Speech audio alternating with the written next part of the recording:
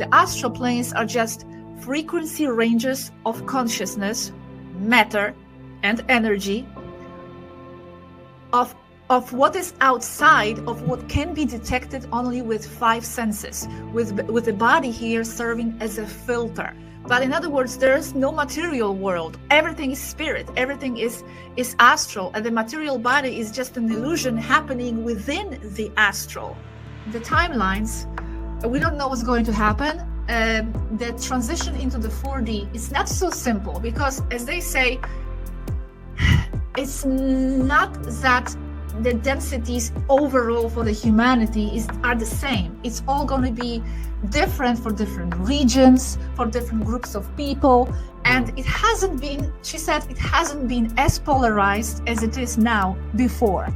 Like for example, 100 years ago, the frequency was more stable and even for the whole humanity. Now it's very polarized. So we have a patches of high frequency regions, and then we have patches of lower frequency regions, and it depends a lot on starseeds and what they do and how they influence their environment. Welcome everyone. So today I have an interview for you guys with Gosia Duszak, and this is our second interview. You might want to check out part 1 before you're gonna watch this one to get some ideas about who Gosia is. So Gosia is in contact with a group of aliens. That's what she claims. I believe her. And why do you believe her? The way I look at it, I have an open mind about these things because I had my own experiences, of course. And I look at what kind of information they share.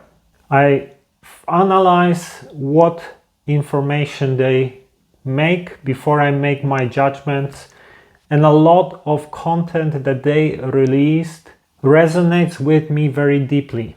Honestly, her YouTube channel, Cosmic Agency, is one of my favorite YouTube channels where I learn new things and I watch their content, and it goes very deep, and at the same time it resonates most of the time. So I like to talk to Gosia because I believe that she knows what she's talking about, and it resonates a lot with my work. If you're skeptical about something like that, have an open mind and approach it with an open mind and focus on the information. So this interview focuses a lot on what is astral plane, what happens to us after we die, and what is the process of transition into 4/5 density.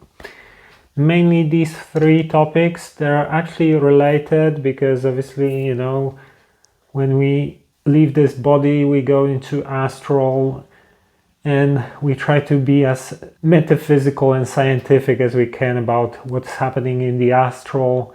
I've had my out-of-body experience in the past, and also a lot of experiences with psychedelics, with these levels and realms. So I think this is a very interesting topic, and the conversation went well.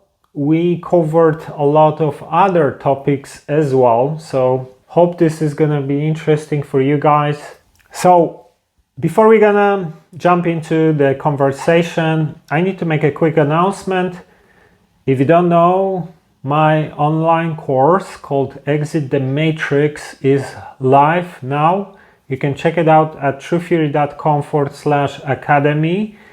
And it's a personal development course with over 30 modules, guided meditation, and some other cool bonus content. And it helps people to figure out what is blocking us from reaching our goals. It focuses on many different things like relationships, career, etc. So if you want to enroll and take part in this course, go to truetheory.com/academy. And at the moment I'm offering it at half price. This is the best offer deal ever. So you can get the access to the whole course for as little as $60. And also there's a second option for those who want to do 4 weeks of live coaching and this is also at half price at the moment. And this is a limited offer. So go to truetheory.com/academy, choose one of two different options, and use the coupon code Black Friday together at the checkout, and you get 50% discount on these courses. I think this is an amazing offer. The guided meditation is probably worth $50-60 itself, so you get everything, 30 modules plus bonus content plus guided meditation for as little as $60. So enough of me talking. Let's get into the interview. Ladies and gentlemen, this is Gosia Duszak.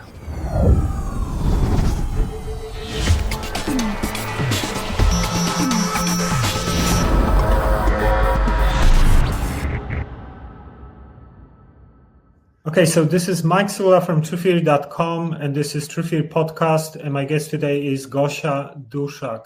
Gosia has been in contact with a group of Pleiadian extraterrestrials since 2017, and through her YouTube channels, Cosmic Agency and Agencia Cosmica, which is a Spanish version, as well as her website swaru.org, she's sharing messages from this contact that cover all sorts of fascinating subjects. On her English YouTube channel, Cosmic Agency, there are hundreds of videos totaling millions of views, where they talk about many fascinating topics that include things like metaphysics and spirituality, alien technology, different star races, true nature of pyramids, true history of our galaxy and the Earth, Atlantis, and other events in history. So, Gosia, welcome to the show. Thank you. Welcome back. Thank you for inviting me back. Yes. And how well did you read my name? How is that possible? Maybe you can explain it. Yes. So you're the first one that read my name. So nice. How is that? Yes, because actually we are both Polish. We both were born in the same country. Yes, we are speaking to you in English, even though we could easily switch, and moglibyśmy mówić po polsku, oczywiście, ale będziemy mówić po angielsku, but we will speak in English. Yes, so we both were born in Poland and lived abroad for many years. That's kind of the story. You're in similar countries. Yes, I think you lived in the US as well now. US, Spain, yes. Not in England, though. Yeah, but also in Australia, I think. Australia and Costa Rica, too. But we repeated the US and Spain. Yeah, I guess maybe this is one of the aspects of your soul plan on Earth, to have like different experiences, because that helps you to understand people, helps you to see perspectives. And also when you are like bilingual or trilingual like you, it also helps with intellect, right? Because you train your brain and things like that. So it seems like it might be related to your mission, let's say, like these experiences. Another thing I've noticed that a lot of starseeds, let's say, often have challenging lives. So a lot of traumas, a lot of sometimes abuse in family, some struggles with addictions. I don't know. Was it like your experience? Anything like that? Well, the only challenge that I had during my childhood was that my father was a bit into alcohol too much. So I think that was a bit of a challenge, yes. We were not abused or anything like that. However, it was a bit too much at some point. So we did suffer the consequences of that alcohol abuse on his side. And yeah, other than that, my life hasn't been that challenging after that, to be honest. But it also depends a lot on your interpretation of things. So yeah, I had problems. I had ups and downs, but kind of I always try to interpret the reality in a more positive way. So I don't allow myself to go down or spiral down too much for too long, even if something does happen, because I do believe that I am in control of my reality, or at least of interpretation of that reality, and that then determines my overall frequency, and then that overall shapes the manifestation of the future reality. So that's why it's very important to watch your thoughts, frequency, whatever happens. Don't be a victim of circumstances, and interpret whatever happens in a positive way.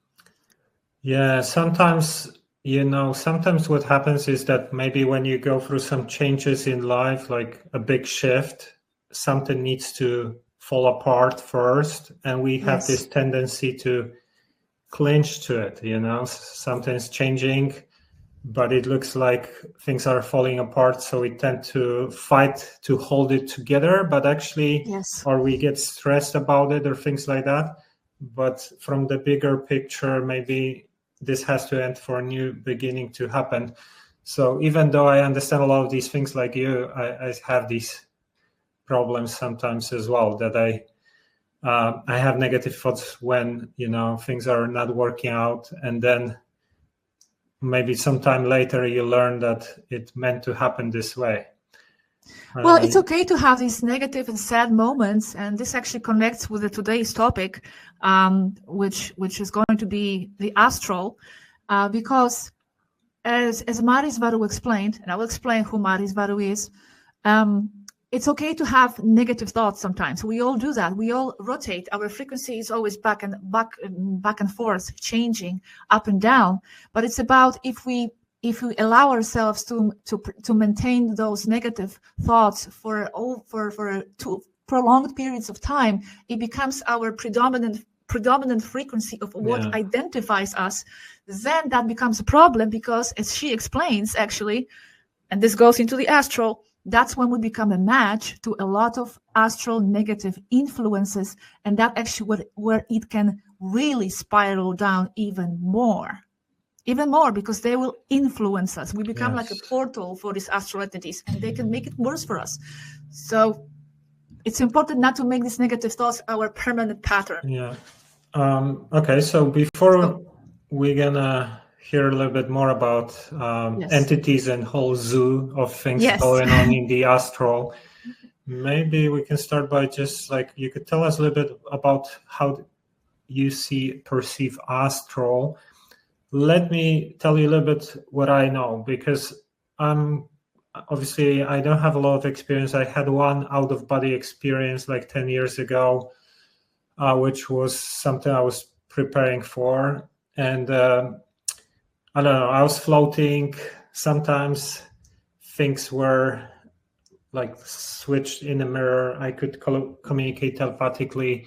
I remember years ago, I used to attend spiritist groups in London, and they have whole, all books about what is astral and things like that. So they often say that, for example, we have astral is this mirrored dimension or density of the physical, let's say. So sometimes they say that we have astral cities above our own cities.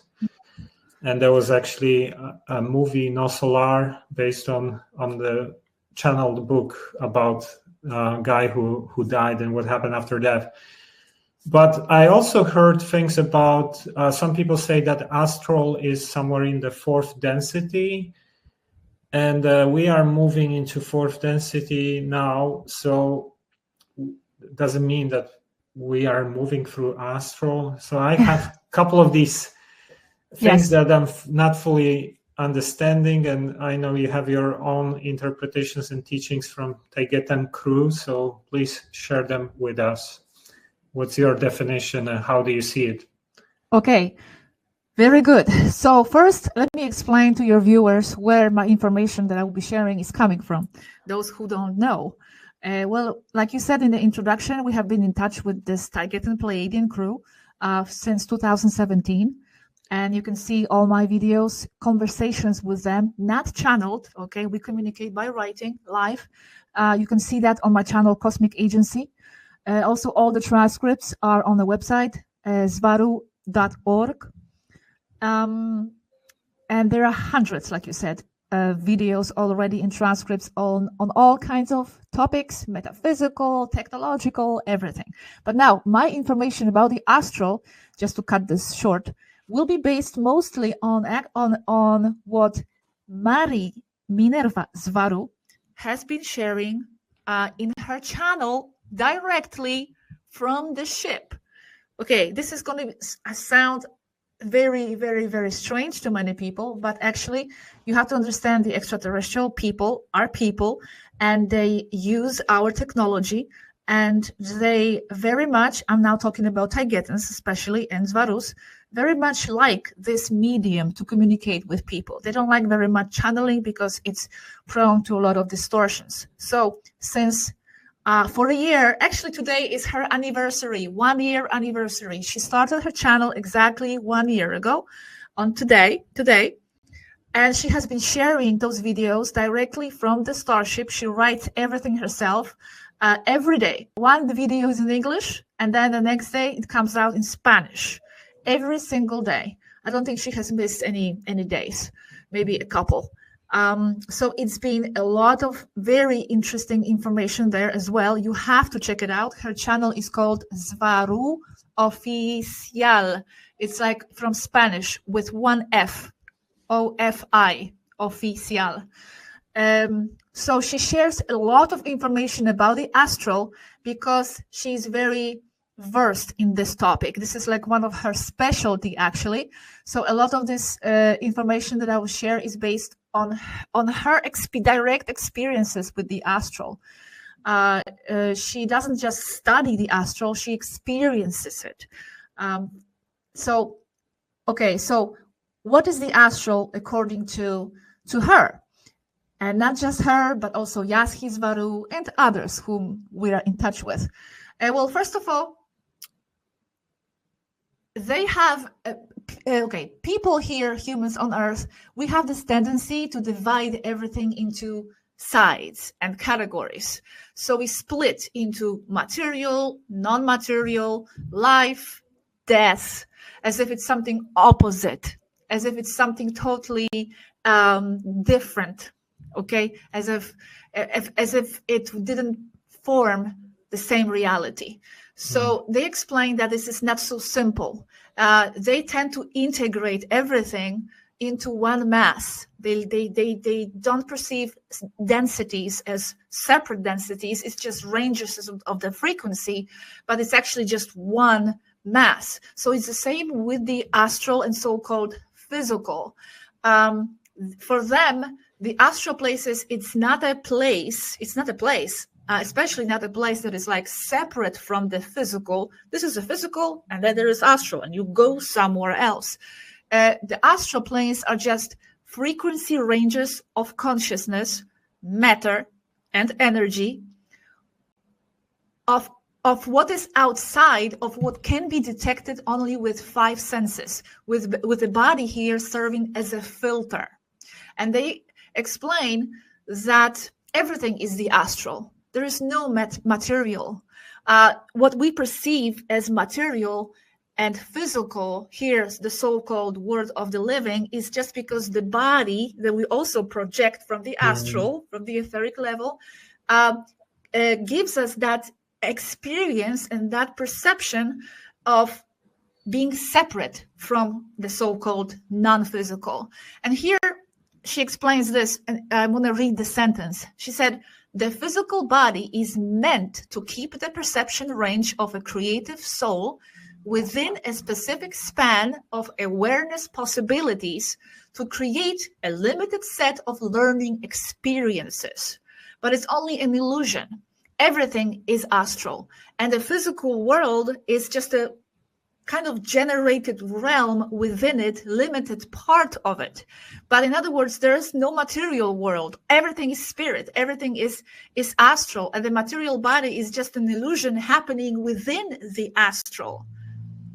So they don't separate that into astral and physical, even though from our bodily perspective, it seems so. That's the idea of having a body. It's designed this way to give us this idea of an illusion of a separation, that this is something physical, this is non-physical, the astral. But they perceive the physical body is generated within the larger sphere of the astral, everything being astral. Okay,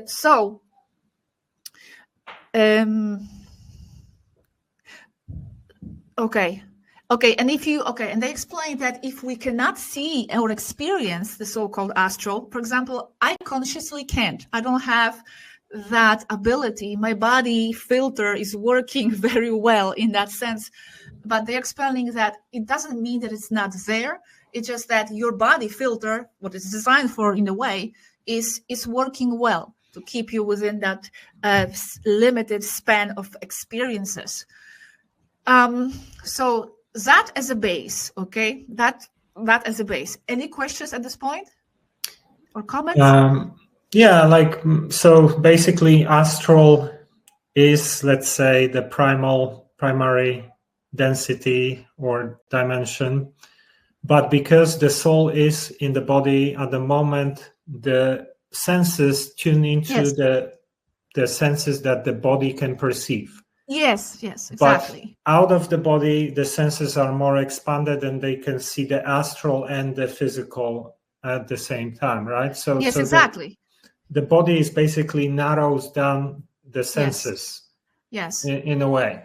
But what about the densities like 4th, 5th, 6th density and astral? Is it linked somehow? Yeah, it is linked, exactly. She also explains, Maris Varuz, that the whole idea of densities is basically different astral frequency ranges. It could be viewed as the same thing, and there's no separate. There's no direct separation between one and another. There is not like a wall that separates 30, this is a 4D, this is a 5D. It's all interconnected, meshed together in this one mass. It all just what you generate with your awareness and your perception to perceive that much of a range of the whole, or that much of a range of a whole. So they don't see that as separate, like here on Earth, we like to call this 3D, 4D, 5D. It's all just states of mind anyway. You can be 5D being on Earth, you can be 5D roaming the astrals, and then you have a 3D so-called person sitting next to you, and you are sharing the same realm. So it's not a place. The density is not a place. It's more of a reflection of your state of mind and what you generate with that state of mind. Okay. Also, I think the higher the density, the more senses are expanded. So you kind of see the lower densities from the higher densities, right? So it's a little bit like them, yes. Because we cannot see higher densities, but the higher densities can see us because their senses are seeing their density plus everything below, right? Yes. In general, yes. There are some exceptions to that. Like in general, okay, yes. They told us that if you are of a wider area of perception awareness, then you integrate more, so you can see of the lower density. And then the lower density cannot see you. But for example, it cannot be that. It's not so simple either, because many astral entities can see you and you cannot see them, even though supposedly they're of a lower realm. Or for example, many elementals, they can see you, but you cannot see them, even though your awareness perception might be quite high. So they also explain to us that it's not like so simple like an elevator, like density like that, but it's also kind of like two realms existing parallelly. Like the world of the elementals is higher somewhere or lower, but it's also like in a separate elevator in a separate building. So you will not always be able to interact with them or see them. It's like you have to slide sideways to be able to see them, not just up and down, but sideways. That's what they told us once. Okay, so we could say that astral is like this realm where you are in your soul state of the soul before you move into incarnations, right? So it's kind of like, let's say after death, you are in astral, and if you are going into 5th density, then you can go from astral into 5th density when you incarnate again, or you can, so it's kind of like this in between densities, which are where you live in physical, or whatever the physicality is at different density level, and the soul, right? Because the astral is the soul level, and then you have, incarnations in densities, right? It's kind of like this parallel to the incarnations. Yeah, it could be viewed that way. One thing that they told us about the astral, that it cannot be defined or explained in one specific way. And they actually told us to stay away from any absolute definitions of what the astral is, because it's actually generated in a very subjective, individual manner. And everyone will experience it and will understand it in a different way. So they told us anyone who is like explaining this as they fully knows those places, distrust them, because it cannot be viewed in that absolute way. It's a very, like I said, personally generated realm. And it's like you said, you go there after you die, which I will go into maybe a bit later. You also astral travel when you sleep. A lot of things is going on there. And like you said, it's a kind of a distorted copy of this world. Many ideas that those entities that are dwelling there, astral entities, many ideas are taken from this world, because the frequency with they are very close to our frequency. So those astral realms that are closer to our frequency will manifest the ideas and things that are happening here. That's why a lot of buildings, streets, the whole universes will be generated there as a sort of a copy of this one, but many times will be kind of a little distorted, because many of these entities that generated will have like a distorted idea of what it is. Many of these streets and buildings are generated by the discarnate souls. If you die, then you take your ideas and perceptions with you. You are very attached to them. So you will manifest and generate that astral world for you based on what you just experienced, which is the buildings, streets, even banks, who knows, people. The entities there form clans, they have groups, they communicate. Even perception of time, sometimes it's similar to here, because that, like I said, that world is created by the beings who are attached to this world. I'm talking about the lower astral realm, which is very close to our so-called physical world. You wanted to say something? Yeah, I mean, before we're going to talk about lower, higher astral, because this is interesting. When you are in astral, let's say the density is not so heavy, it's more mental, so it's more likely that you manifest things quicker, right? That's why like you said, the versions of reality might be distorted or might be subjective, because it's like your dream in a way. You can create it your own ways. Yes. I remember when I had my out-of-body experience, I could teleport myself like this. I would just think and find myself somewhere else, because it's more mental. So that makes sense. But what about higher and lower astral? So Mari says that here in the physical world we have a certain rules that govern this reality. They are created by our collective agreements, how this physical reality is supposed to be, soul agreements. And then on the other side, in so-called other side, in that so-called astral, those rules change. So the rules of an agreement a lot of times change, and that's why, for example, one of those rules that change is manifestation. Here, manifestation is much slower. It takes time, takes work. But there, everything is just manifested right away. It's very mental, and it's not empty imagination. So whatever you think, it becomes. Whatever you imagine, becomes. I also had this amazing experience some time ago, that I remembered myself in this sphereless space where I was just consciousness, I was just awareness, and I was like, what is this? I don't have a body, like I'm just floating. And then I thought, hand, I should have a hand. And then right away, a hand appeared in front of me, and I was that hand. I was what manifested that hand, and I was that hand also. I was both. It was all me. So there is very fast manifestation there.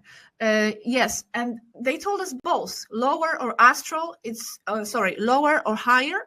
The manifestation is fast, but from what I understand, the manifestation is even higher when you are closer to source, when you are in those higher realms where your frequency is much more elevated and not so detached to the so-called physical rules. But like lower, higher astral, you're gonna have like almost like a little bit separate. Well, dimensions? it's not like it's not like different realms, like you open the door and there is another realm. It's all coming out of you. So you will project whatever is a frequency match and vibration and vibrational match to your inner world, to your mental state, to your ideas and attachments to those ideas. So if your frequency is high, your thoughts are high, very elevated, then you will project for yourself the higher, so-called higher astral experience, and you will be able to roam there. And then those lower astral entities, which, by the way, that's a separate story. There's so many entities there, will not be able to access you. But it's not like a separate realm where there is, like I said, some kind of separation. It's all created by your mind, so you can very fast go down as well and appear in hell if your inner world perceives that or desires that or is a match to that. Okay. It's very complicated. The astral world is very complex and it's much bigger than the so-called physical world. They said that the physical world is just a tiny portion of what's going on in the astral realm. And we can talk about the entities that reside there. We can talk about the astral military, very, very important subject as well, astral soldiers, what goes on there in the military. But what about, some people say that, fourth density is like lower astral or part of fourth density or something like that. Is it somehow connected, fourth density? It all depends on the definitions. You see, people on Earth, yes, have that tendency to define the astral as the so-called 4D. They don't like these numbers and they don't like these ranges, like the definitions and labels that we place on that, because it's not so simple. It's not that simple. So no, it's maybe connected depending on how the people define it. Yes. And we can actually, at the end of this chat, I can go into this ascension through the 4D, which actually I had a conversation with Athena Svaru just 2 hours before this interview, just about this. So I will read to you what she meant, what she said about this specific question. So yes, okay, in short, it could be viewed that way. Astral is a sort of 4D, but it's too simplistic, I think. Okay. It's too reductionist. So let's chat a little bit about entities and spirits. So one thing about astral is that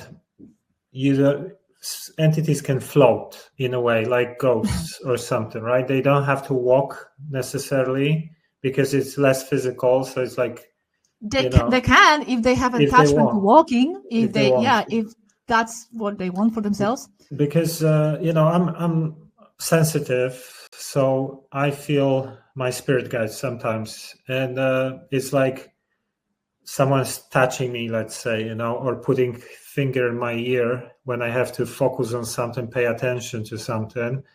And sometimes when you see my videos, like I'm filming videos, there is an orb coming or floating somewhere, and then I get downloads. Like I feel when I'm doing a video, I get like downloads what I'm supposed to say, or if I forgot about something. So to me, this is like probably spirit guides, and the physical evidence would be that, when you have a camera and the light frequencies are a little bit different, then you see an orb, because this is how it would manifest in the physical. And because I'm sensitive, I kind of feel them a little bit, like I don't see them, but I feel the touch. So there is like some kind of relationship between this and the other. but I'm thinking about orbs. Maybe orbs mean just the heart center, because really, like, this is the strongest field. Do you think they also have chakras, right? Because chakras are more on the soul level, not on the physical, right? So maybe when you see orbs, this is just the heart chakra, kind of how much we see of the heart chakra here. I was just curious about it. What do you think? I wouldn't know how to answer that exactly, because also the topic of chakras is something that they again, it's like people like to see everything in parts, and they see the wholeness. So they always tell us that the whole body is projecting, the whole body is receiving, every cell, your DNA is always working to receive and to project. So they don't talk about chakras too much. To be honest, I think it's something maybe coming from a different region of the universe, because you have to remember every race, extraterrestrial race, has its cosmology and has its vision and has its ideas, how they understand the reality. So if you talk to Taigetans, they will give you that kind of cosmology. Then if you talk to Andromedans, they will also give you maybe something else. They all share certain parameters of cosmic ideas, but then they will have some differences too. So I don't see Taigetans talk much about chakras. So if the system of chakras is something that is inspired by the extraterrestrial races, it wouldn't be Taigetans, maybe. So I don't know much about that. They always talk about unity. Everything in your body is always in a connection with source. They don't divide. But anyway, going back to orbs. Some of these beings, light beings, guides, of course, they are. You are, with your senses, you'll be able to perceive a portion of what they are and how they manifest. Sometimes I also just see flashes of light somewhere in the corner of my eye. And yes, because our realms many times do cross over and they are enmeshed. We are all living within the same fabric of the universe. It's all the astral.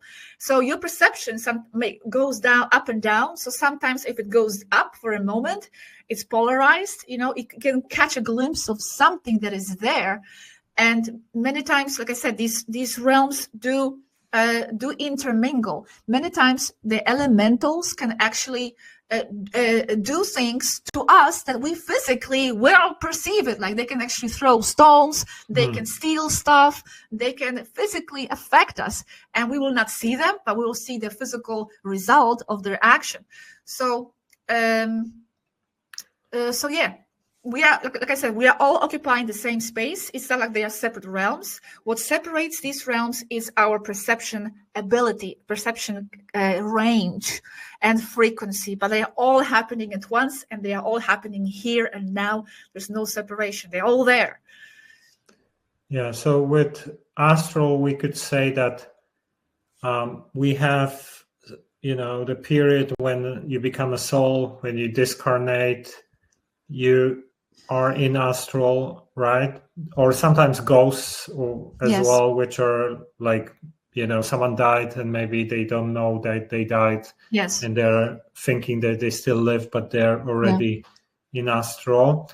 But then apart from that this is like the transitory period between the incarnation, let's say, between the incarnations, it also has its own life, let's say, which is like elementals, for example, but also like the whole zoo of negative so beings, we have like some archonic beings and things like that as well, right?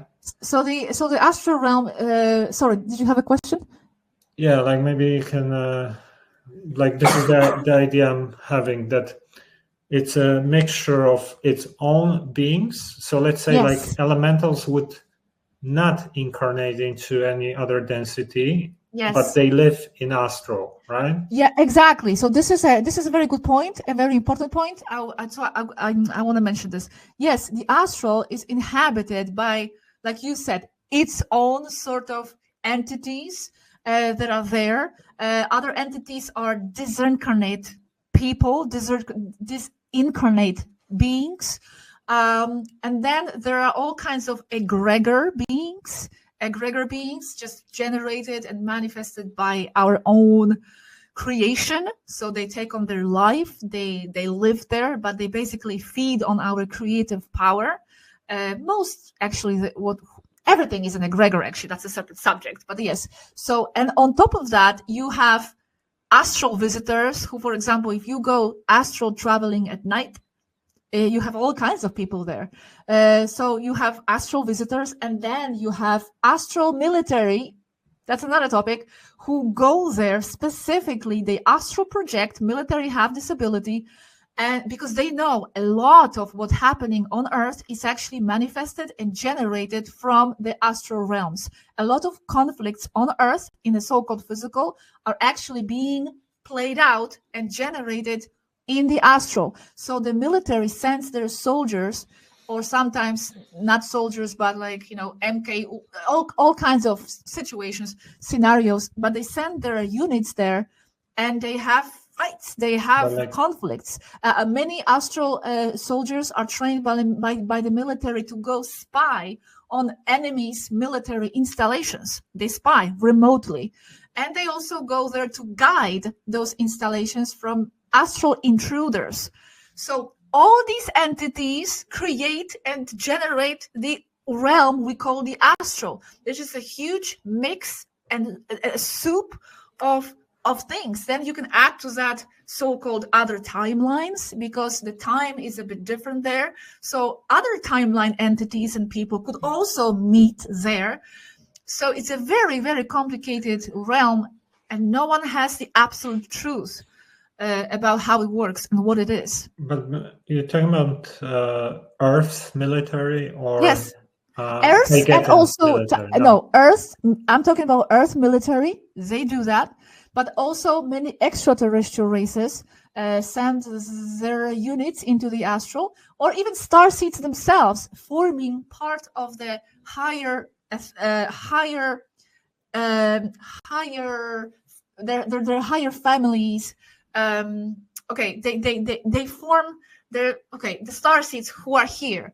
Many times they go and have ordinary jobs, they have so-called ordinary life, and they can even feel frustrated. I'm not doing anything, I'm not having any mission. But actually what their soul is doing their mission at night. So many times they go and they do these astral missions for their star races, against archonic forces, against demons, against military regressive forces, and they perform their mission this way. And then she told us that, Mari said that they use their body as a sort of their mothership, because they know that each night they go there, but then they come back to their physical vehicle as a sort of a protective vessel where they cannot be attacked any longer.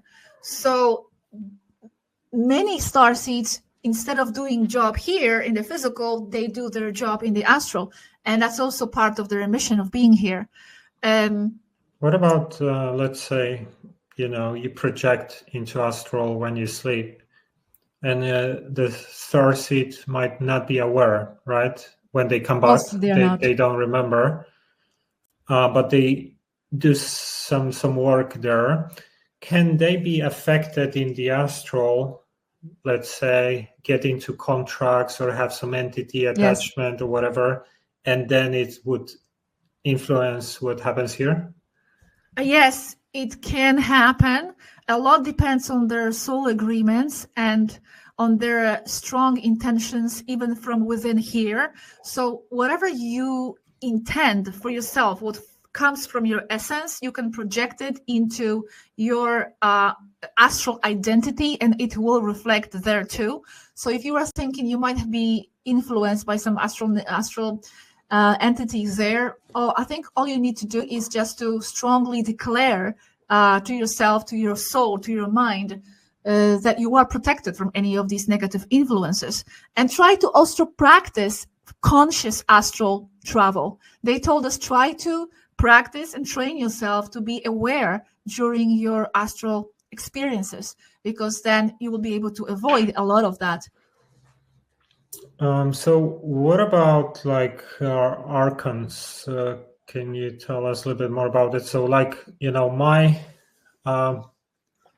I know that there are these parasitical beings, because even like I said, I'm sensitive, so sometimes I feel like something is attaching to my root chakra, and then I'm gonna think like send it love, and it disappears, or things like that. So they kind of suck from the Yes. sexual energy and things like that. Yes. I remember one time I woke up at night and I decided to go to the toilet, and I stood up from bed, and then I felt like something just quickly run away from my root chakra, like this. Okay. I was sleeping, and it was like some parasite just sucking the energy from there. They like this type of energy, like the root chakra, because this is like low frequency, and sexual energy is something that they like, right? Because the higher chakras, it's not their level, right? Like the heart and stuff like that. But can you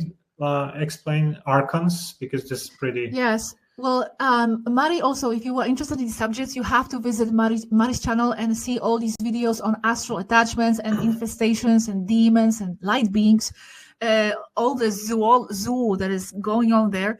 So yes, there are a lot of these parasites there. Astral affects us all the time, whether we know it or we don't. And actually, a lot of these negative entities take advantage of the fact that we don't know about them. They don't want to be exposed. They don't want to be revealed. Actually, it's in their interest that humanity doesn't know they exist. That's why this topic is so hidden from the collective, and something like a fairy tale. So they do exist. They do try to, connect to you and feed of you, because that's what they need for their survival, because most of them are egregor beings.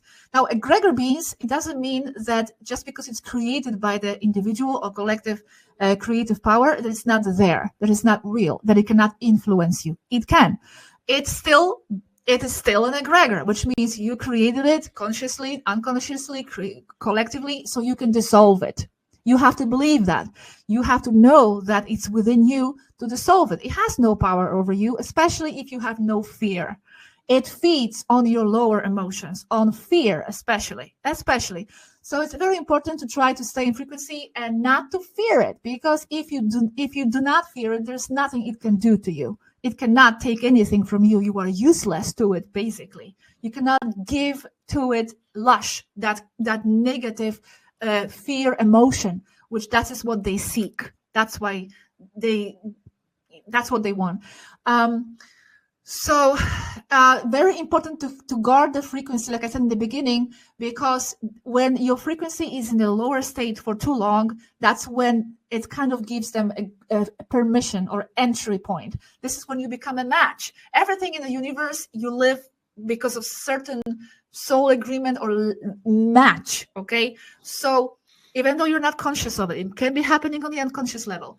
So if you are a match to the lower density entity, that's when it will come to you. It will access you. If you are higher, it cannot access you because it vibrates on a lower level. So it will not be able to reach you. You will be invisible to that entity. So if you feel sad, emotionally, angry, whatever, it's understandable, but do your best and do yourself a favor to not to stay too long in those emotions, because in that state, it's actually very easy for you to fall even into darker regions, because those entities will manipulate your thoughts. You will think this is your thought. It is not going to be your thought. It's very important to know yourself then. What is my thought and what is the influence of other strange entity? Because always everything influences us all the time. Even your neighbors affect your thoughts. The people passing by you on the street. That's why it's very important to know yourself, to do the shadow work, know what is mine, what is not mine, and stay in your center, because then you'll be able to know, okay, I am now being manipulated by some kind of an entity. This is not my thought. And I will stay within my integrity. And then it can even lead to the full-blown possession. If you completely lower yourself down more and more, it will not just manipulate you in your thoughts, but it will totally take over. It happens too. And Mari talks about demonic possessions as well. And demonic possessions also happen not just to the real people, but the organic portals, because they are so-called unreal people who look like people and they behave like people, but there's no one there, there's no soul. So those entities attach to those, and they are basically walking, talking demons in a human flesh, so to speak. So this whole topic of astral entities is very deep, very complex, very dark, some might say, but it doesn't have to be, because there are also positive beings and light beings. There's just everything there. Yeah, I mean, this is of the frequency aspect, which is just described. I think that if you think about it, you know, the whole system really, like the capitalistic system, is very much an influence of the negatives and dark side. So if you look at the most popular products like Coca-Cola, like McDonald's, whatever, 5G, whatever, these, everything that comes from the system is designed to lower your frequency through like ingesting, you know, food that is poisoning you, or pharmaceuticals, or, you know, like the mental control through fear mongering all the time in the media. So all these different, alcohol temporarily gonna shut down your frequency and things like that. So this is like, these are all attempts to lower people's frequencies in different ways, different techniques, because when you are in low vibration, then you become easier to influence and manipulate, and then you start delivering the emotions to the beings that they desire. Exactly. So they try to use all different techniques and, you know, and things like that. And really the key is just to try to keep your frequency as high as possible all the time. So even like, well, recently, like we have this situation between Israel and Palestine, and someone like me, you know, I can just see it like an X-ray, that this is just another attempt to divide and conquer, because people start getting emotionally attached to the whole situation and start arguing with themselves, you know, their friends, getting annoyed about this whole situation. Then the media is amplifying it all the time. Yes. And this is exactly the trick, the trick, you know, to get people out of the frequencies. But like, I still have this thought. Can you say anything about the archons, like specifically? Because archons. You said there are egregors, and if people don't know, egregors are coming from our own creation. So maybe you can like explain a little bit about what are egregors, if someone doesn't know. The representation. Well, everything, if you look from the most expanded point of view, and they also like to do that, everything is an egregor, because everything is an idea. Everything is a reflection and a representation of an idea within the source. Source is just a bunch of bundles of ideas being projected into the so-called physical experience of that idea. But in the end, it's all just mental. It's all mind. It's all energy and idea. So in a way, everything is an egregor. You know, your table that you have in front of you is an egregor. But okay, going to the entities, those egregor entities are more complex type of egregor entities that manifest out of the negative emotions. And they are very ancient. It's not like just something, you know, that just, spawns. There could be lower egregors that just come out of more recent emotions, but there are also more ancient egregors that have been around. And then archons, I just see them as and Mari also sees them as more organized, maybe more complex demons, but they are also the reflection of the deeper collective fears, not just of humans, but of all the Illyrian races, extraterrestrial races, including. They even perceive the reptilian races and Dracos and all that, which is like a physical race, also as an egregor being that spawned out of our deeper collective negative emotions and fears. So we could say, like archons, like we said, we have in the astral, we have beings that occupy the astral and they don't incarnate, right? Yes. like elementals, and archons are these types of negative that Yes. occupy Negative ones. Yes. occupy astral but are not able to incarnate, right? They are incarnating through, for example, like I said, through organic portal. So they can take over a specific organic portal, or if the person is making themselves available through their frequency and opening, they can take over the person. But And this is possession, so it's not Yeah. really like it's not like incarnation. a willing incarnation where they go and become a human in the sense that all other souls become humans. Yes, it's different. Because I had, I was doing psychedelics for a couple of years, and I had a lot of interactions with different beings there. And sometimes like reptilians, and sometimes different negatives that seem more like archonic, because like they were very scared sometimes when I would like, do something. They'll be like, oh, don't call the name of like Archangel Michael, like straight away, like don't call him, and reptilians don't give a fuck about this stuff. They're just gonna keep attacking without anything. And I remember like seeing some realms that I would see symbols there, because very often when I was exploring stuff there, I would get symbolism, like different races have their symbols. And sometimes I would have like hierarchies explained with like symbol of this race and this group and blah, blah. And I remember seeing a lot of symbolism that I see on Earth, which is Luciferian in these realms. So like pentagrams and things like that. And that's why I felt like it's almost like you describe hell, it's like very, it's like what you would say as hell, right? Like archonic kind of low astral place, which is, that's what it is, I think, right? Yes, that's how it would be hell.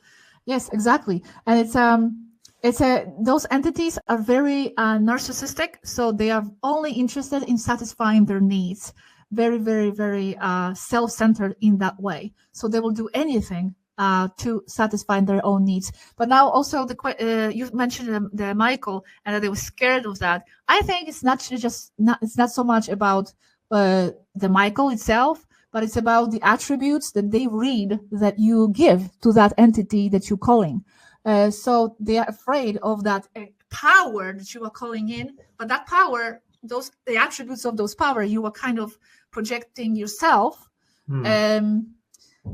Because in this way, someone may call, for example, Jesus or whoever. These are all tools. They explain it's basically you giving the power to all these different entities, representations, symbols.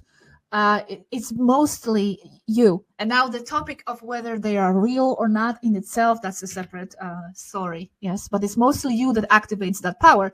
And those demons will be afraid of that, because in that moment you feel empowered. You are calling the company of Archangel Michael. So you feel super, super powerful. But actually, like you said, if they're real or not, this really gets complex, because sometimes a lot of beings that we know might appear as good and actually are tricks or something. So people pray to them and give their free will and stuff like that.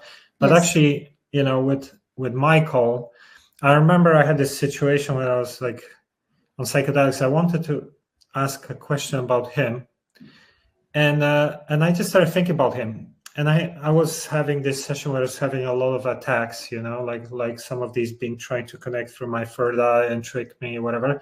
And when I thought about him, whoever attached to the third eye at that moment started sending me like these texts, like don't call his name, It's like this, and started like traitor, calling him by some nasty words. So it's almost like, like they were scared, like don't call his name, So it's kind of interesting that it would be just the power itself. Maybe they're just so scared of like this guy. But anyway, let's not deviate too much from the main topic. So Yeah, like what's the process after death? Do you know? Okay, exactly what I wanted to say now, because you mentioned that, yeah, what happens after that, the people will go through there and there. Well, they told us that, well, everything the souls live is whatever they are matched to. And this goes both for the astral experiences and what happens after death as well.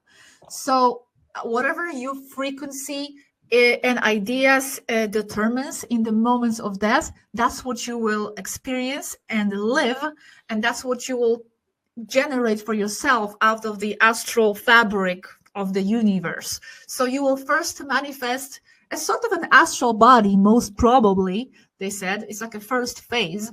And it's going to be based on your ideas of what you are. So you just died. So you might still be attached to that identity that you just had. Mm-hmm. It happens immediately. You die, you're there. So you are still that person.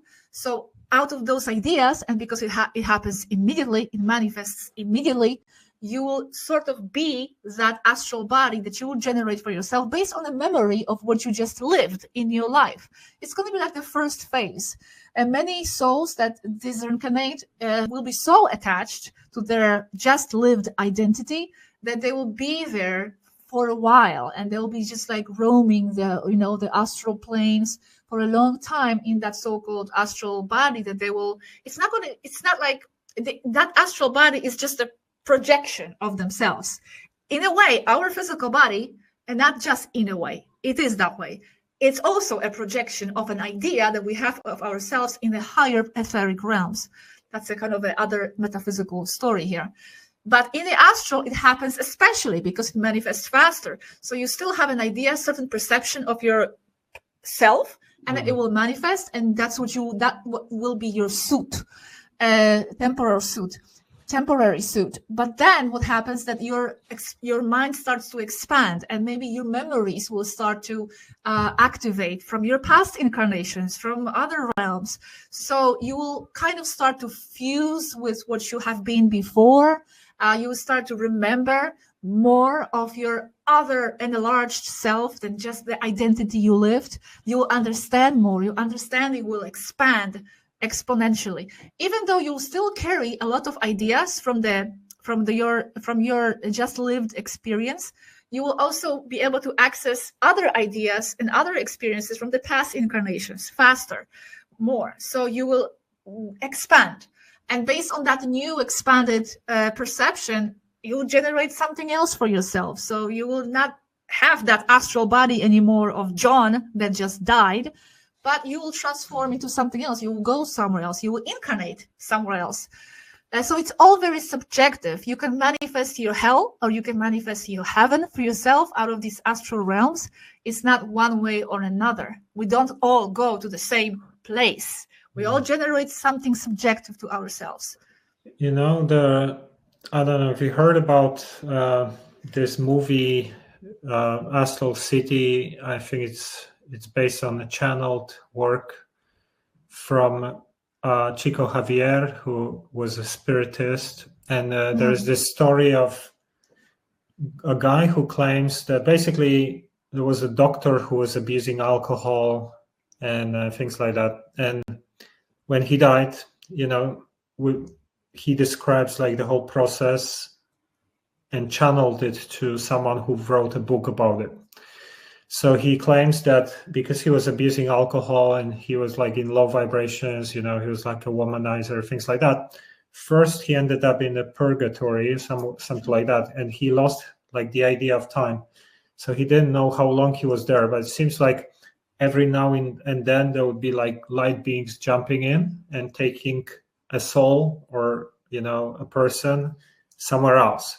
So he was there in like this dark place for a very long time until they came and took him, and then he jumped into a city above city, which was like the astral city, and they had like apparently like a hospital or something where they would do healing on him because his like astral version of his body was damaged due to like alcohol abuse. So apparently they were like doing hands-on healing to fix his body and things like that. And then he would have to like discuss with some councils if he can go and check what's happening on Earth with his wife and things like that. So like there's a whole story about it.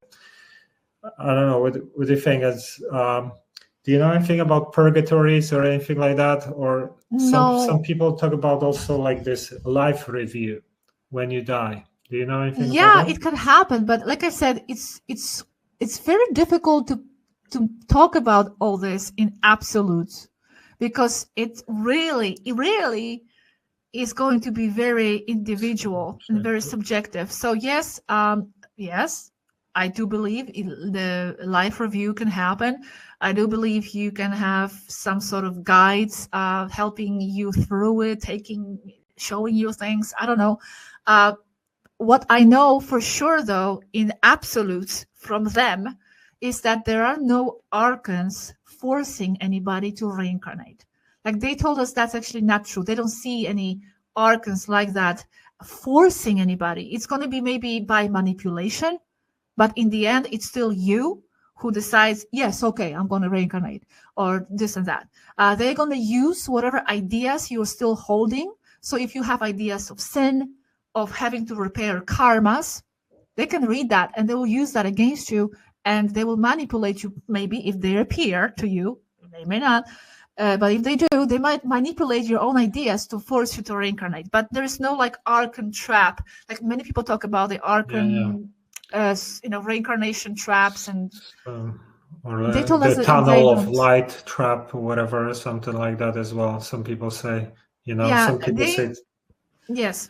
They are very specific about you yourself being your sovereign self and having the power and control over what you want to experience next.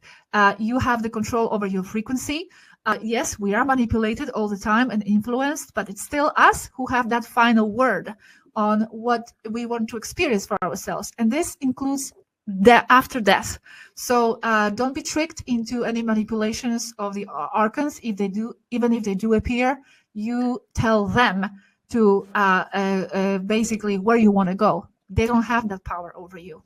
Yeah, and I've heard that some people who, let's say, if you are religious, you believe in Buddha, Jesus, or whatever, Yes. Krishna, Of course. they might see that afterwards because something related to their belief system. Yes, exactly. Because exactly like you said, this is mental, and whatever you believe in, whatever you see might actually be a part of your experience after. Yes. So that's why, some people might say, this is what I saw. And they use that as a proof of that entity being real, for example. But it doesn't have to mean that. Like I said, the topic of what entity is real or not in itself is a separate topic, but you cannot use the argument of seeing something in the astral as that being real. It may, but it doesn't have to be. So that's something to keep in mind. What else did I want to mention here? You can ask me anything else, or we can, if you want, we can go into that 3D, 4D thing that Athena was talking about today. Yeah, I think one more thing I'm just going to share with you.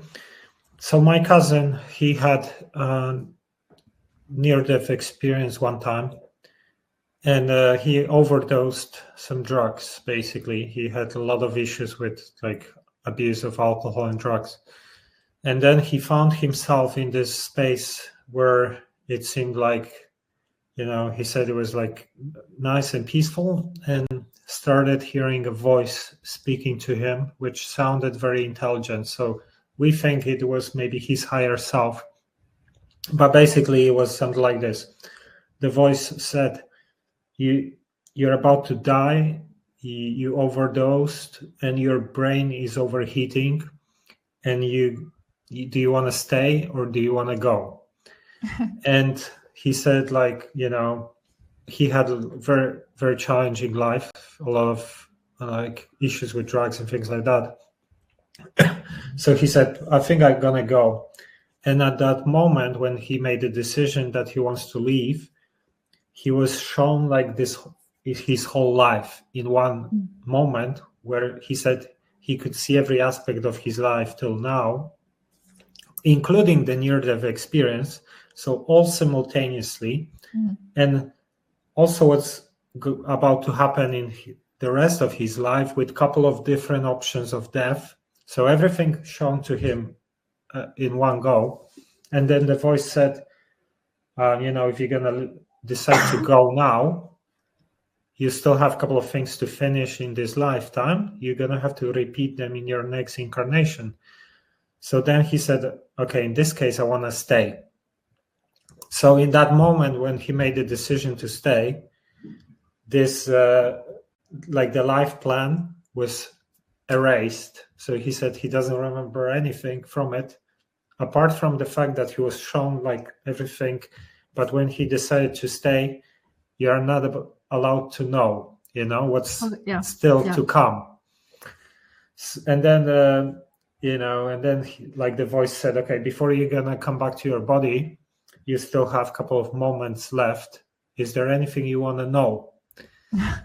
And then he started like digging deep into like who he was. So he was shown his past lives and things like that, which are related to, but this is a bit other topic. But I just wanted to mention that because this is also kind of interesting, like when we were talking about, this topic. But what caught my attention was when you said that that voice said you will have to repeat it in another incarnation. Yeah, maybe I'm just like sharing what I remember. Maybe it wasn't exactly the same words, but it's kind of like you still have things to finish or something. Okay. And I don't know, I feel like maybe his life was karmically linked to, because he had like a really tough life. Yes. And he had lifetimes as a reptilian and other things, so he's doing a lot of nasty things. So it seems like there is maybe some aspect of like repaying karma or something in this lifetime. Maybe that why, like the voice said, if you're gonna go, you're gonna have to finish. Yeah, but I still do believe that this is self-imposed. Because I don't believe, and we don't believe, that there is some kind of a karmic overlords, judging and telling people where they have to go repair their karmas, which is it's part of your higher self doing that to yourself. So it's like you are self-imposing that, and you can break free of that if you strongly decide not to do that. But most of us do have these attachments to redoing something well, or correcting something. Or doing it better next time. So we do repeat. Even the same lifetimes, incarnations do repeat. They explain to us, we sometimes go into the loops of the same life. This actually happens to a lot of suicide victims. That they think they're going to have some kind of a relief. And many times, no, they just like jump back into the same life to do it again, to do it better.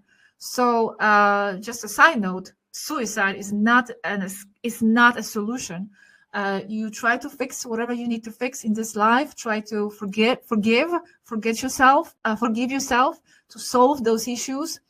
Because like I said, a lot of times your incarnation might be repeated. The same incarnation, not even next incarnation, like the same one. But like exactly with the same timeline and everything happening. Well, it's going to be like a different timeline, so to speak, but the same events. For example, Zvaru, which is our contact, she repeated the same life 1, 2, 3, 4, 5, 6, 7, 8 times.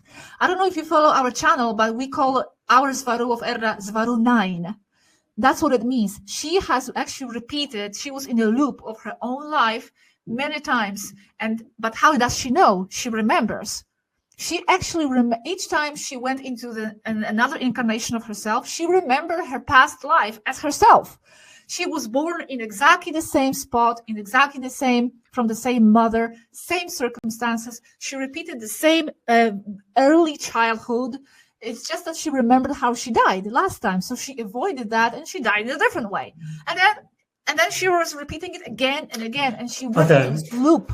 So let's say, let's say we finish this incarnation and I can come back to like the year I was born and have the same setup with the same parents.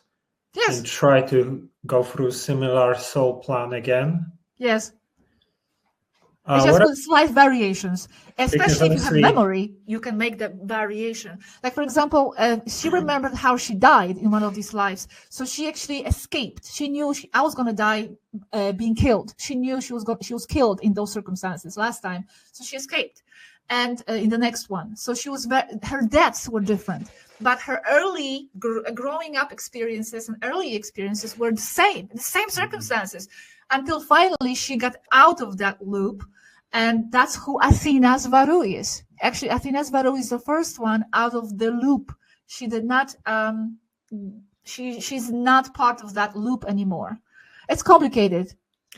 Yeah, no, I'm also thinking, let's say you decided you went the wrong direction, changed polarity because you got manipulated, hijacked, mind control, whatever. And now when you change polarity, right? So you are service to others and you, for example, in one incarnation, you shifted. And that would mean that when you continue after this incarnation, fourth density, you technically should be service to self body, and could you repeat again? Yes. This gets a little complex. Well, it's not that simple that beyond 3D, it's all service to others.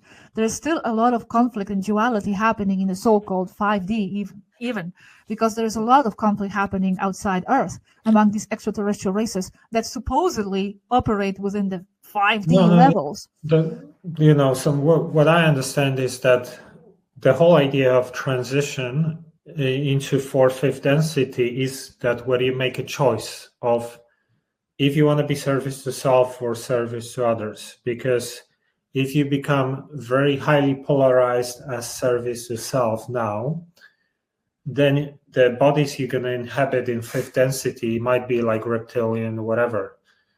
That's the idea, right? Yes, I understand your point. Yes, it makes sense. But yes. Let's say you want to come back to the same body and you already screwed up and polarized yourself a lot as a negative, but this time and this lifetime was positive. Yeah. Could you do that? Could you start over? Are you talking about yourself? Huh? Are you talking about yourself? No. I mean, I was close to polarize myself. I had to.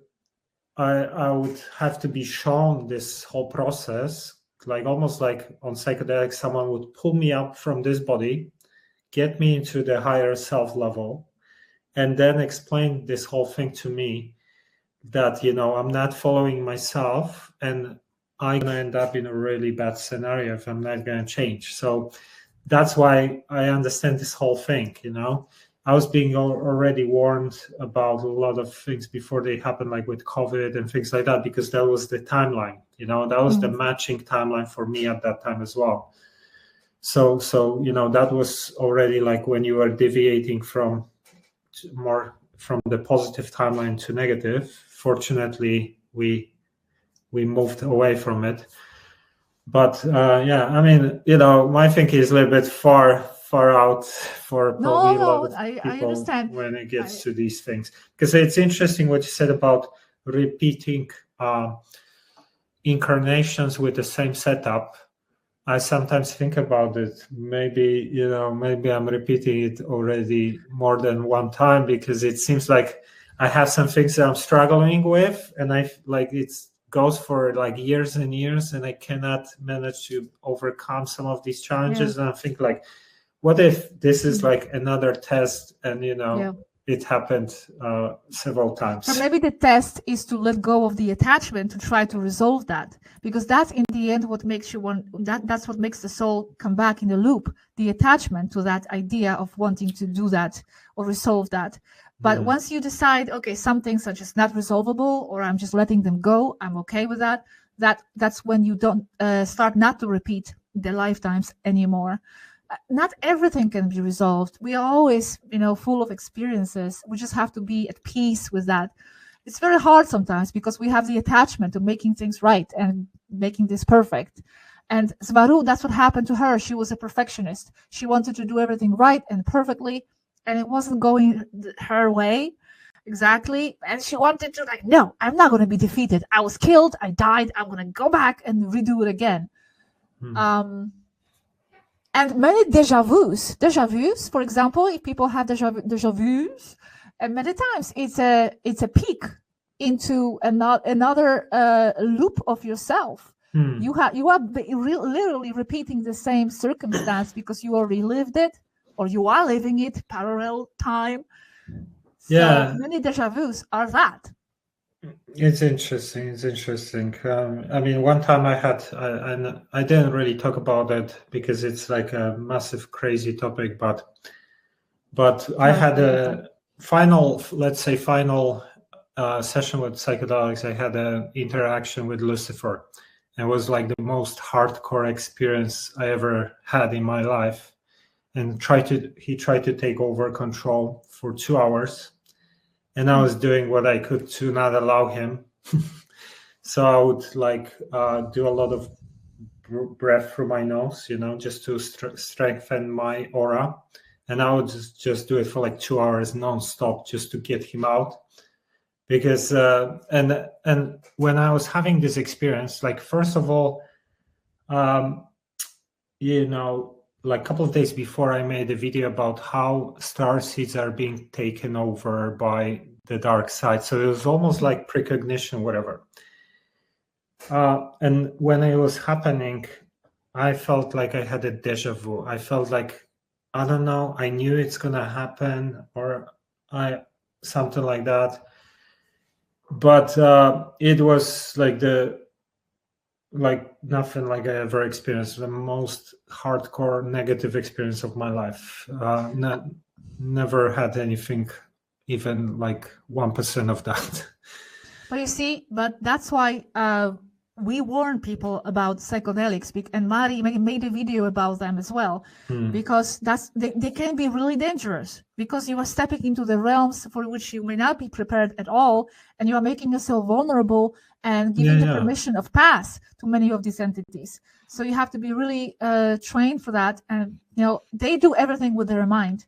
They don't actually, in their society, they don't use any psychotropic substances to like kind of launch themselves into those realms. They do that naturally because it's dangerous. And what you were just saying, it's a demonstration of that. No, I'm always, when I talk about it with people, I say this is like, I try to show it from both sides, because it's like, they're powerful, so they can be extremely beneficial but extremely dangerous at the same time, because it's like double-edged sword. Yes. And I had like the most profound experiences, which really helped me so much to like understand myself, higher realms. I had a bunch of these, but then at the same time I had to experience the opposite, which was like the most negative experiences ever. But anyway, let's not go too far from these topics. So maybe you can, Well, if you have any more questions, I just want to read to you what Athena said about this going into the 4D. Yeah, let's talk about it, because, so a lot of us talk about the shift, like we are going through the shift into 4th, 5th density, and it's like all the Mayans and Hopi and all these belief systems talked about this, and there's like the timeline war, where there's like the negative timeline, the positive timeline. Some people think that the transhuman agenda is the negative timeline, and the positive timeline is like the new earth and living in harmony and things like that. So what's your kind of Tibetan teachings say about it? Yeah. Well, it's a big subject in itself, and we have videos on this topic, what is ascension and how they view it and all that. But basically our view is a bit different, in the sense, before I read what she said, let me just summarize it in my words, is that it's not some kind of a event that is going to happen to people. It's not something that is going to come as if they are here and suddenly the ascension comes. Oh, and we're ascended. The planet is ascended as some sort of a step from one realm into another. It is all, like I said, like I always say about the astral, especially, it is all generated from within your own consciousness. So it's going to be very it's going to be an individual path for you. And then if you expand the boundaries of your perception, which that will be ascension for you, then you're going to link up collectively with others who are going to also share that collectively generated new realm of perception. And from there, you will create that new reality. You will create the so-called dominant frequency on Earth, and you will take the Earth into that new state of mind, because the ascension is expanding into the new states of mind and then creating the reality based on that. It's not something happening to people without them doing any kind of transformative work in themselves. It's individual, and both people, 5D person so-called and the 3D person, can share the table, sit at the same family reunion, and they'll be all in different density, because density is something that you yourself are. You are not living in a density, but you are a density. So I have a question. Yes. Sorry. So the idea is that, if you're on the right frequency, let's say the positive service to others, high vibrations, the timeline, the version of reality into 4th, 5th density, it's going to be positive for you because you're going to be matching that, right? Yes. But what about, let's say, I don't know, I have a family member who is like opposite polarity, very much low vibration and things like that.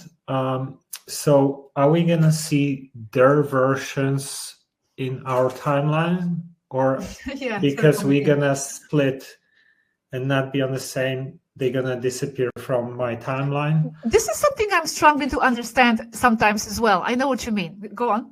Yeah, because I've heard these theories about it, that they're going to start disappearing from our timelines. So, and I already see like someone I'm thinking about starting to have like health problems, because if you think about like the frequencies are increasing, and if someone is low vibration, they cannot handle the frequencies, right? So their bodies will fall apart and things like that, right? In a way. So it even makes sense scientifically if you think about it.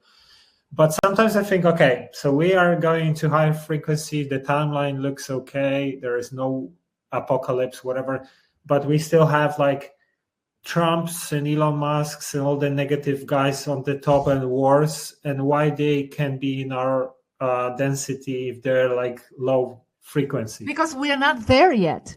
This is the process, and we are all part of this process, and we are sharing a lot of events, because we are still in the shared reality with a lot of people, and there are a lot of timelines that are coexisting together. That's why you see all of these positive things and the negative things happening at the same time. You see the negative person sitting next to you at the same table, because you are, as they explained to us, this is an intersection of a lot of timelines happening all at once, and it will depend on the push towards from the positive side or from their side, how it all manifests for each one. But we are still in the middle of it. This is not something that has already happened. We are still projecting it. We are making it happen one way or the other. The coin is in the air. It's not one way positive future or a negative future yet. A lot depends on the star seeds, on our awakened people, on what they do, on what they manifest for themselves individually, because that's where it begins, and then for the collective group. So it's still unknown what is going to happen to the humanity. It's not, we are not seeing here either positive or the negative, as they see, especially Yaski and Zvaru line. They see all possibilities still unfolding at once. They see many timelines happening because they see a mass. They see everything as a unified mass, and it's up to us where we will pop up and what world we will be.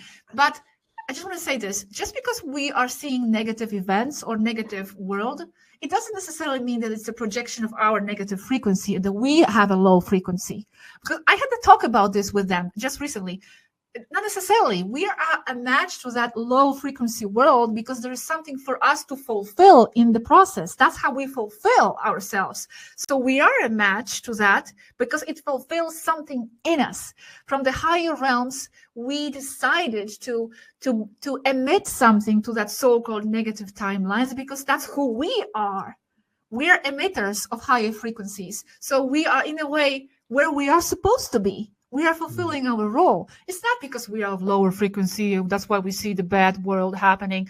No, we are where we are supposed to be. I am proud to be in this world. I don't want to be floating in the ether where nothing is happening. I want to be here where there's something for me to do, where there's something of me to contribute.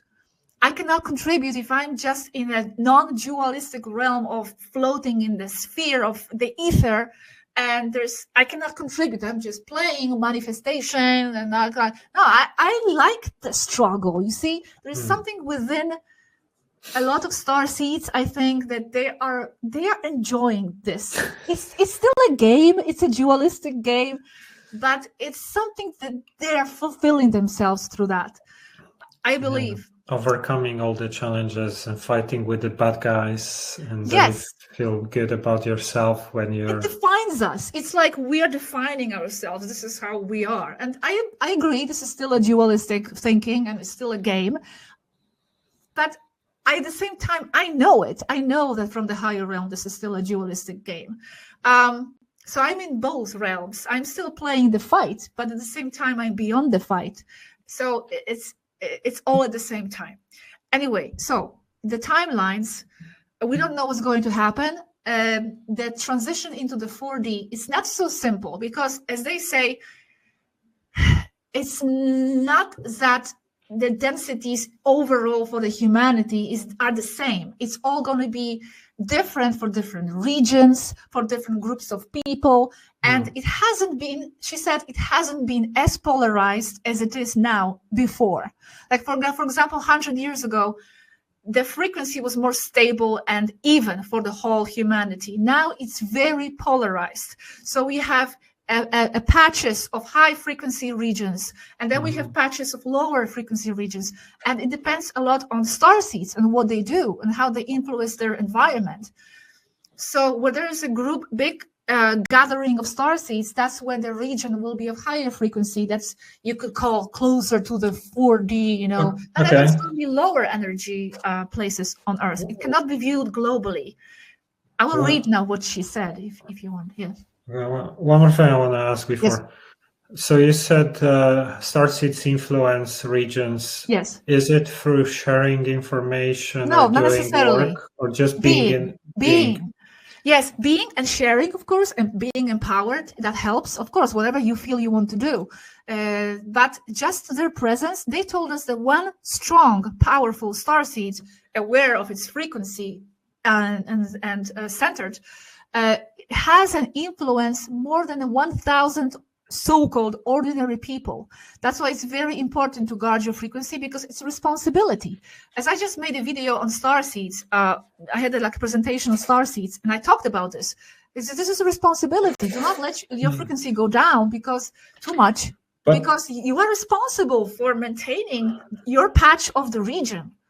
But is it because, let's say, people who live around you subconsciously notice how you act, behave, and then they try to adjust? Or is it just by being there, your field is being impacting everyone around you? Living your truth, living your true you, expressing yourself.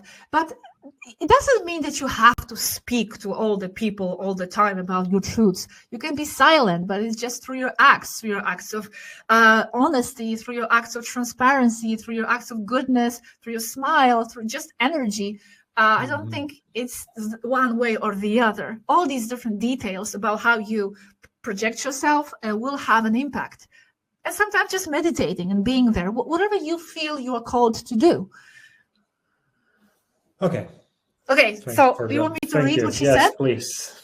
So she said this. And was just 2 hours ago. So this is like very exclusive. It's not in the videos yet. I will include this in the video, but you're the first to hear her answer.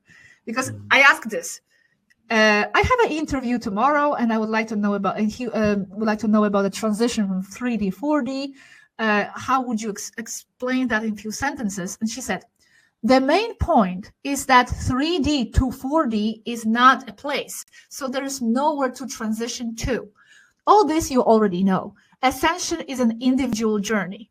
Yet, it can be argued that when enough individuals with an ascended mentality get together, then they create a perceived collective reality that could be called 4D. But there are no Ds as such. Those are only part of the ideas and of the human, O'Learyan, need to fragment everything into understandable bits that do not reflect the external reality of the universe that is so much greater than no incarnated brain can understand. It continues. So 3D, 4D, 5D, whatever, are only mechanisms to try to explain the unexplainable. And even when the enlightened ones grow in sufficient numbers as to create a tipping point where the so-called dominante frequency would force other people into behaving like them, it would still only be theoretical or subjective, depending on the region too. So, and here she said this, few more sentences. She says this in a bold. She says, there is no magical high-frequency galactic wave coming in to transform humanity into light beings. They are all light beings as they are already. They just like to play dumb, forgetting that. It's all a play. Life is a play with no ultimate transcendental meaning other than the experience acquired there. All that 3D to 4D to 5D transformation is misleading. People shouldn't wait for it because it's not going to happen, they say, as the New Age tells them. It will happen whenever each person is ready and independently from the rest. People must learn to take responsibility for themselves and for making their own soul. So this is what she said. And then I asked her, well, what about starseeds influencing the regions? If they influence certain regions, wouldn't that like raise collectively the frequency of the planet? And that could be called shifting into some kind of higher 4D frequency. Mm-hmm. And she says, yes, it could be, but it's not as accurate as for the whole planet. This is now the conversation, so I had to look for the, because the measurements cannot reflect all humanity, only local, and also with errors and always fluctuating, very polarized here and there. Still, on average, the Earth shows lower average than the space around it and the people living in that space around the planet Earth. But so they do some kind of calculations to measure the overall frequency, but they are just theoretical kind of calculations, best as possible. But she says we just trust that they fully reflect the greater reality, and it can only be applied to where the people are to be measured, and they are kind of different regions depending. And she distrusts specific numbers and figures about this topic. So all these measurements of going into 4D or whatever, 11D, it's not reflecting the whole of Earth. They are not precise. And another interesting thing she said, I asked, but do you see the frequency of the Earth rising, like comparing to the 100 years ago? Is it the same? In theory, it should be rising because we have a greater amount of starseeds on Earth. So, and you said, guys, that the starseeds do influence the regions. She says it is not going up, it is polarizing. So what we have now is a fight for consciousness and perception. And that's why you have regions that are still low. Here you have regions that are high. What the starseeds are doing is making it more contrasted. So that's why you have all these contrasts, extremes of realities happening at the same time. And we are in the middle of the war for the consciousness and frequency and the future of this race. So before, 100 years ago, it was less polarized than now. There are high frequency patches as well as low frequency patches all over the planet.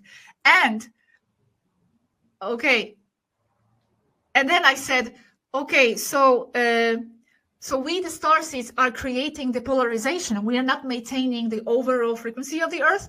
And she says, if high frequency is sustained enough and wins, then the average of everybody will be higher.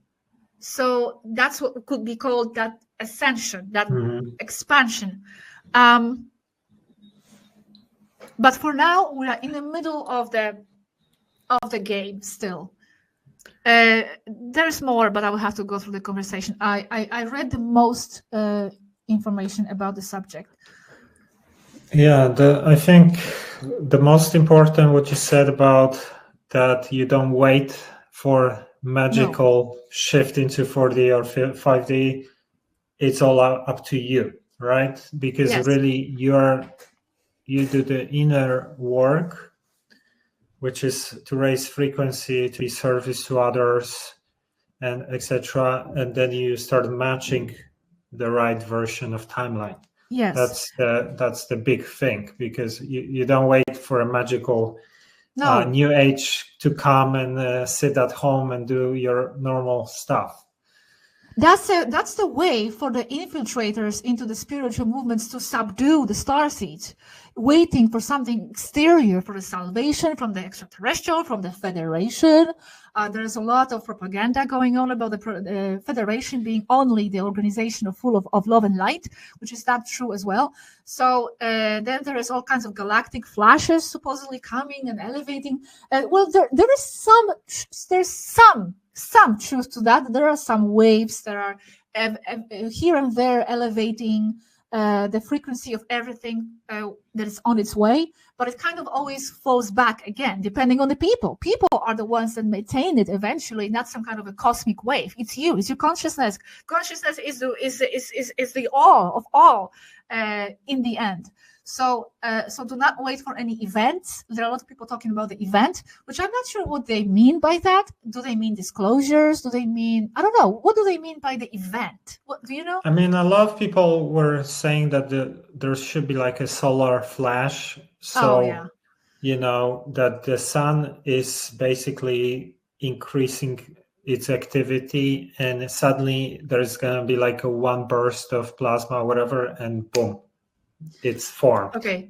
They told us it's not true either. There's always solar activity in the sun. There are portals in the sun that are emitting a lot of energy. There is a transit happening in and around sun. So these solar flashes are something very normal, and there's nothing catastrophic coming our way or something that will elevate us into some kind of a new existence.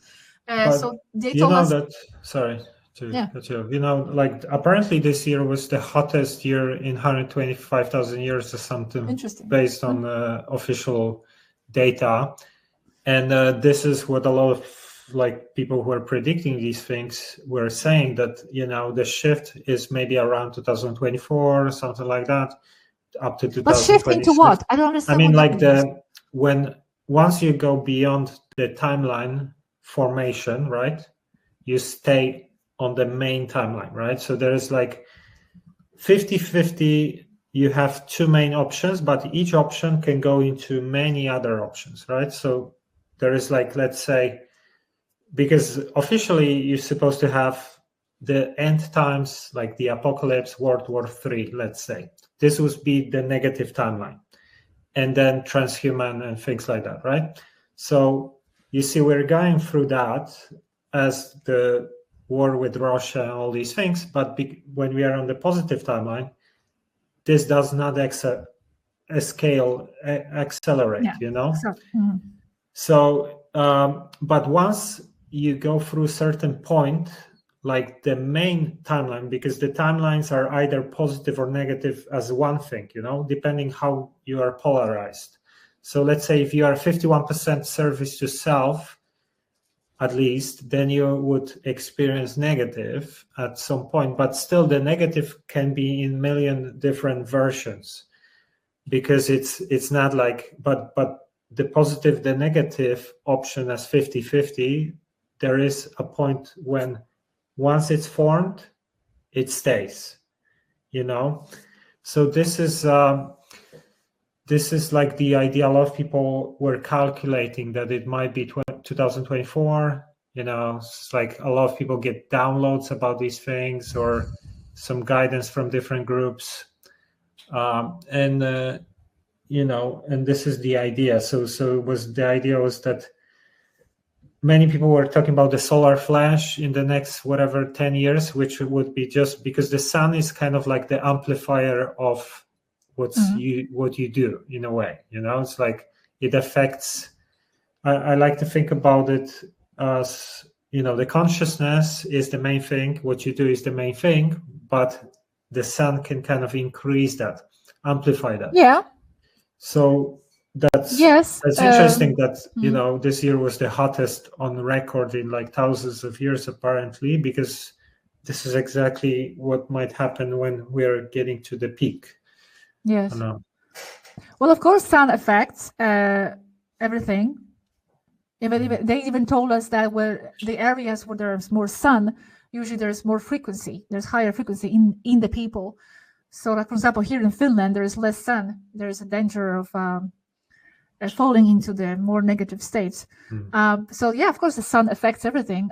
But they haven't told us of any specific solar flash happening as an event, as something that is going to just produce this massive change on the planet Earth. They haven't talked about that, and they don't see that happening.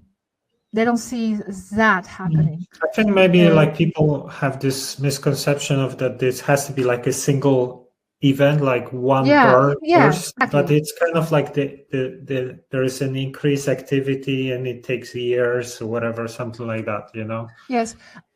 I actually have videos about this, galactic waves and solar flash. So I don't remember exactly the details, but if you are watching, go to our website and look for that transcript. There's a word search, and you can put solar flash, or you can put galactic wave, and everything in that topic will come up. Technical information that I'm unable to now summarize. But can I just mention something else?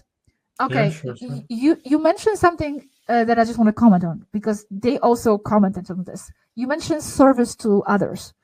Okay, yes, generally true.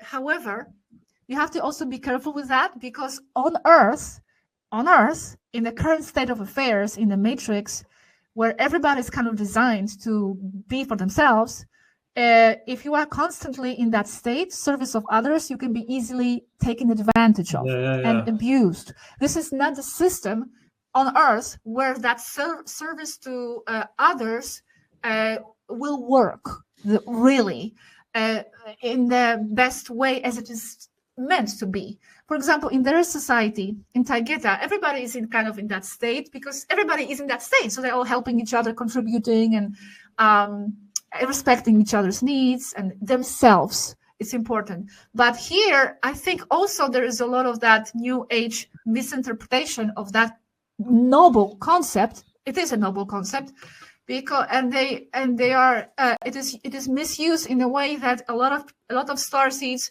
they just give and gift of themselves, and they are allowing themselves to be taken advantage many times. And there are a lot of these gurus that come up, and they tell their followers, you need to be in that state of service to others all the time. And they are kind of losing their own essence in the process. I'm not saying that this is not a way to go. Of course it is. Yeah. Be that as much as possible. I am in that state also. My videos, my work is because I feel I'm serving others as well. But I'm also serving myself in the process. It's another topic. But anyway, they told us that not every attribute of their society that they called holistic society can be implemented in another planet. So, for example, many people talk about implementing their society in our planet. How can it be? How can it be done? How can we implement holistic society in our planet, in our society? Well, and they told us the way your system is structured is not ready to take in of course, those principles.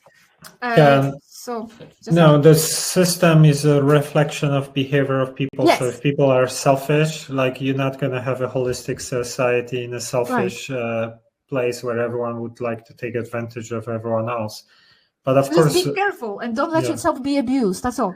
Yes. Yeah, this is a very important point you said about, I like to say service to others, not necessarily as like you just give yourself to everyone, but it's very important because when you are trying to be more service to others, many people will take advantage of you because this is just the way things are here.